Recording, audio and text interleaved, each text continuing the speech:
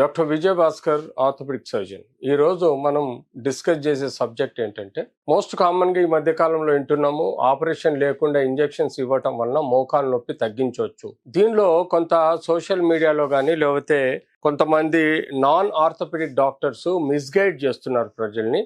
ఎలా అంటే, ఈ ఇంజెక్షన్స్ ఇవ్వటం వలన వాళ్ళకి ఆపరేషన్ అవసరం లేదు అనే ఒక రాంగ్ గైడెన్స్ ని మనకు పంపిస్తున్నారు. దీనిలో ముఖ్యంగా మనము చర్చించుకోవాల్సిన విషయం ఏంటంటే, ఈ ఇంజెక్షన్ ఇవ్వటం వల్ల రియల్ గా మనకు ఎప్పుడు ఇవ్వాలి అనేది ప్రాపర్ ఇండికేషన్ ఉండాలండి. యాజ్ ఆర్థోపెడిక్ సర్జన్ గా నేను ఇచ్చే సజెషన్ ఏంటంటే, ఈ ఇంజెక్షన్ కి ఇవ్వడానికి కూడా కొన్ని కారణాలు ఉంటాయి, కొన్ని స్టేజెస్ ఉంటాయి. తొందరపడి ప్రతి స్టేజ్కు ఇంజెక్షన్ ఇవ్వకూడదు. అండ్ సర్జరీ కన్ఫర్మ్ చేయాల్సింది అవసరం ఉంటే మాత్రం తప్పనిసరి పరిస్థితుల్లో ఆ సర్జరీ అవసరం అండి. ఇంజెక్షన్తో చేయలేము. ఇది గుర్తుంచుకోవాల్సిన విషయం. సో స్టేజ్ జాయింట్ డ్యామేజ్కి స్టేజ్ 1, 2, 3, 4 స్టేజెస్లో డ్యామేజ్ అవుతుందండి. సో ఆన్ అన్ యావరేజ్ తీసుకుంటే స్టేజ్ 1లో మీకు మోకాల్లో వాపు, నొప్పి, కాస్త ఎర్రబడ్డం లాంటి సిమ్టమ్స్ కనబడతాయి. ఇది మెయిన్గా ఫస్ట్ స్టేజ్, అంటే లైన్ ఆఫ్ స్టేజ్. అంటే ఒక 25% ఆఫ్ జాయింట్ అరిగిపోవడాన్ని స్టేజ్ 1 అంటాము. స్టేజ్ 2 అంటే ఆ యొక్క జాయింట్ పొరలు అరగడం మొదలవుతుంది. అంటే ఈ ఎముకల మధ్యలో ఈ స్పేస్ తగ్గిపోయే ఆస్కారం ఎక్కువగా ఉంటుంది. ఇది దాదాపుగా కార్టిలేజ్ 2 to 3 mm ఉంటే, దాంతోపాటు మెనిస్కస్ ఒక 4 to 5 mm ఉంటుంది. ఇంత స్పేస్ మనకి ఎక్స్రేలో కనబడాలి. కానీ స్టేజ్ 2లో ఈ స్పేస్ తగ్గే ఆస్కారం ఉంటుంది. దాంతోపాటు నొప్పి పెరిగే ఆస్కారం ఉంటుంది. నడవలేని పరిస్థితిలో ఉంటుంది. మెట్లెక్కినా, టాయిలెట్ మీద కూర్చొని లేచినా కూడా నొప్పి పెరిగే ఆస్కారం ఉంటుంది. సో ఇది స్టేజ్ 2 అంటామండి. స్టేజ్ 3 అంటే ఆ యొక్క, అంటే స్టేజ్ 2లో 50% అయితే స్టేజ్ 3లో 75% డ్యామేజ్. అంటే ఈ స్పేసు మనకు దాదాపుగా 75% తగ్గే ఆస్కారం ఉంటుంది. ఈ ఎముకల మధ్యలో ఉండే స్పేస్ 75% తగ్గే ఆస్కారం ఉంటుంది. ఆ స్పేస్ని మనం క్యాలిక్యులేట్ చేస్తూ కొంత ఈ ఎముకలలో ఈ మార్పు వచ్చే ఆస్కారం ఉంటుంది, అరిగే ఆస్కారం ఉంటుంది. సో ఈ స్టేజ్ 3లో కూడా మనము యూజువల్గా మెడిసిన్స్, బ్రేస్ మనం ఇవ్వాల్సిన ఈ బ్రేస్తో పాటు మనము ఫిజియోథెరపీ ఇవ్వడము, జాగ్రత్తలు పడడం, వేడి నీళ్ళు కాపడం పెట్టుకోవడం, ఇలాంటి స్టేజ్ 1, 2, 3లో కూడా మనం ట్రై చేసుకోవచ్చు. కానీ స్టేజ్ 3లో మాత్రం ఈ యొక్క లేయర్ ఏదైతే అరిగిపోతుందో దాన్ని రీజనరేట్ చేయడానికి, అంటే ఎవరైతే పొరలు 2 to 3 mm ఉండే పొరలు ఎవరైతే ప్యాచ్ల లాగా అరిగిపోతుందో వాటిని మనము రీజనరేట్, అక్కడ ఆ అరిగిపోయిన దాన్ని మళ్ళీ ఆ పొరను రీజనరేట్ చేయడానికి కొన్ని ఇంజెక్షన్స్ ఇవ్వడం జరుగుతుంది. సో స్టేజ్ 4 అంటే ఈ జాయింట్ మొత్తము అరిగిపోయి, కీళ్ళు వంకర్లు పోయి, ఎముక వంకర్లు పోయి ఎట్టి పరిస్థితుల్లో నడవలేని పరిస్థితి రావడాన్ని స్టేజ్ 4 అంటే 100% డ్యామేజ్ అంటాం. దానికి తప్పనిసరి పరిస్థితుల్లో సర్జరీ చేయటం వల్లనే మనకు రిజల్ట్స్ బాగా ఉంటుంది. సో మనం ఇప్పుడు చర్చించుకోవాల్సిన విషయం ఏంటంటే, ఈ మధ్య కాలంలో ఎక్కువగా అడ్వర్టైజ్మెంట్స్ మనకు నీ జాయింట్ ఇంజెక్షన్స్ గురించి చెప్పుకుంటున్నారు. చాలామంది లక్షలు కలెక్ట్ చేస్తున్నారు.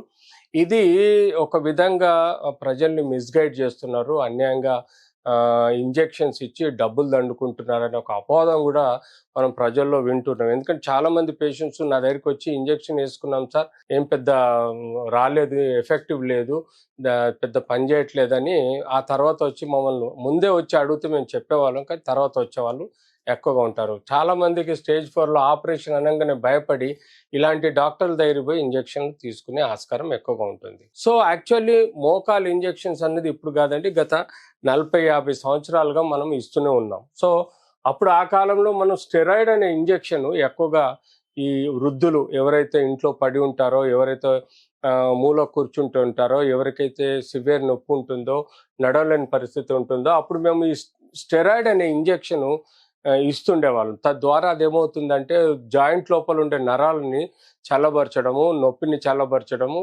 ఇన్ఫ్లమేషన్ యాక్షన్ని కంట్రోల్ చేయడం వలన మనకు ఈ ఇంజెక్షన్ ఆ కాలంలో ఇచ్చేవాళ్ళం. కానీ ఈ ఇంజెక్షన్ వలన సైడ్ ఎఫెక్ట్స్ ఎక్కువగా ఉన్నాయి. స్టెరాయిడ్ అనేది మన బాడీలో ఒక యూఫోరిక్ ఎఫెక్ట్ తీసుకొస్తుంది, ఒక టెంపరీ ఎఫెక్ట్ తీసుకొస్తుంది. సో స్టెరాయిడ్ ఇవ్వటం వలన మనకు ఫర్దర్ జాయింట్ కూడా డ్యామేజ్ అవుతుంది. ఎందుకంటే స్టెరాయిడ్ ఇవ్వటం వలన నొప్పి తొందరగా రిలీఫ్ అవుతుంది. తద్వారా మిస్యూజ్, అంటే ఓవర్ యూజ్ కానీ మిస్యూజ్ ఆఫ్ ద జాయింట్ ఎక్కువగా చేస్తారు. తద్వారా ఆ జాయింట్లో స్పర్శ లేకపోవటం వల్ల ఆ యొక్క డ్యామేజ్ ఫాస్ట్గా ఎక్కువగా పెరిగే ఆస్కారం ఉండి జాయింట్ ఎక్కువగా డ్యామేజ్ అయ్యే ఆస్కారం ఉంటుంది. కాబట్టి ఇప్పుడు మేము ఈ స్టెరాయిడ్ ఇంజెక్షన్ని బ్యాన్ చేసాం. సో నెక్స్ట్ స్టెప్ వచ్చేసి హైలురిండేజ్ అని ఒక ఇంజెక్షన్ వచ్చింది. ఈ హైలురిండేజ్ అనేది ఒక కెమికల్ కాంపౌండ్. దీని ద్వారా కొలాజిన్ అనేది కానీ లేకపోతే కనెక్టివ్ టిష్యూ కానీ మనకు ఈ పొరలో రీజనరేట్ అవుతుంది. ఈ పొరలో రీజనరేట్ అయ్యి మనకు డెవలప్ అవుతుంది అనే కాన్సెప్ట్తో దీన్ని మనం యాక్సెప్ట్ చేసాము.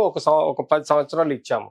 కానీ ఇప్పుడు లేటెస్ట్గా మనము తెలుసుకున్నది ఏంటంటే, మనము ఎక్కడి నుంచో ఆర్టిఫిషియల్ కెమికల్ కాంపౌండ్స్ ఇచ్చే కన్నా మన బాడీలో ఉండే రక్తంలో ఉండే ప్లేట్లెట్స్ మనం డైరెక్ట్ ఆ యొక్క డిఫెక్ట్స్లలో ఇవ్వటం వల్ల డిఫెక్ట్ లో కార్టిలేజ్ రీజనరేట్ అయ్యి మనకు సమస్య తగ్గే ఆస్కారం ఉంటుందని చెప్పేసి ఈ 3వ ఇంజెక్షన్ మనం అడాప్ట్ చేసుకున్నాము. ఈ 3వ ఇంజెక్షన్ అడాప్ట్ చేసుకున్నప్పుడు పిఆర్పి అంటే మన బాడీలో రక్తాన్ని ఒక 4 to 5 ml తీసుకొని దాన్ని మనం 6 ml వరకు తీసుకుంటాము. అప్పుడప్పుడు సమ్టైమ్స్ ఈవెన్ 20 ml కూడా తీసుకుంటాం. తీసుకొని దాన్ని మనం సెంట్రిఫ్యూజ్ చేసి ల్యాబ్లో సెంట్రిఫ్యూజ్ చేసి దానిలో ఉండే రిచ్ ప్లేట్లెట్స్ అని ఉంటాయి, ప్లాస్మాని మనం కలెక్ట్ చేసుకొని ఈ జాయింట్ లోపలికి ఎక్కడైతే పొరలు దెబ్బతిన్నాయో అడికి డైరెక్ట్ ఇంజెక్ట్ చేయటం వల్ల మనకు ఈ కార్టిలేజ్ రీగ్రోత్ అయ్యి మనకు నొప్పి తగ్గే ఆస్కారం ఉంటుంది. ఇది కేవలం మనం స్టేజ్ 2 అండ్ స్టేజ్ 3లోనే ఇవ్వడం జరుగుతుందండి.